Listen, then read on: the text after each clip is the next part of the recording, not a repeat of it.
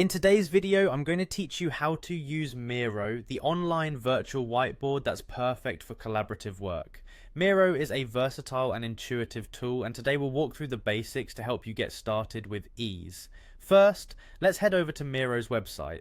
Open your browser and type in miro.com. This will take you to the home page where you'll begin the journey of using this amazing tool. Once you're there, the next thing you want to do is look for the login button. You'll typically find it at the top right corner of the page. Click on it and it will take you to the sign in page. Now, you have a couple of options to sign in. You can either use your email or, if you prefer, sign in with your Google account. Choose the option that suits you best. If you're opting for email, simply click on continue with email. Enter your email credentials and you're on your way. Once logged in, you'll find yourself in the dashboard interface. Navigate over to the boards section. This is where the magic happens, as you'll create your new board that will serve as your canvas. Look for the create new button here. Clicking on this will present you with different options. For now, let's go ahead and select board to create a virtual whiteboard. Now it's time to name your board. Giving your board a unique and memorable name will help keep your projects organized. Simply click where it prompts you to name it and type in what you'd like.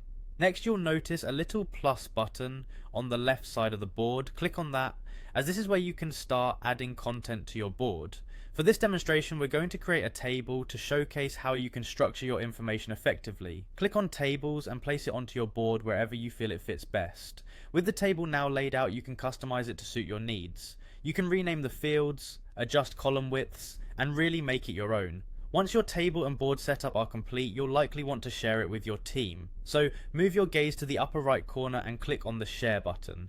Before sharing, make sure to check and, if needed, change the permissions to ensure those who receive the link can access the board appropriately. You'll then want to click on copy board link to easily share it with others. Additionally, you have the option to embed your board elsewhere. For that, click on embed and then copy embed code. If you want a more public-facing option, go with Publish. This will facilitate widespread accessibility if needed. And just like that, you've taken your first steps in mastering Miro. It's a user-friendly platform that, as you've seen, makes creating and sharing collaborative spaces straightforward and efficient. Thanks for watching, and I hope you find this tool as beneficial as I do.